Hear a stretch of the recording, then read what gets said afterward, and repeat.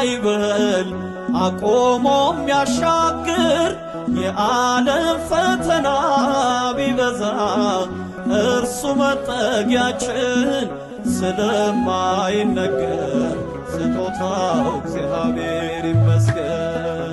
ስለማይነገር ስጦታው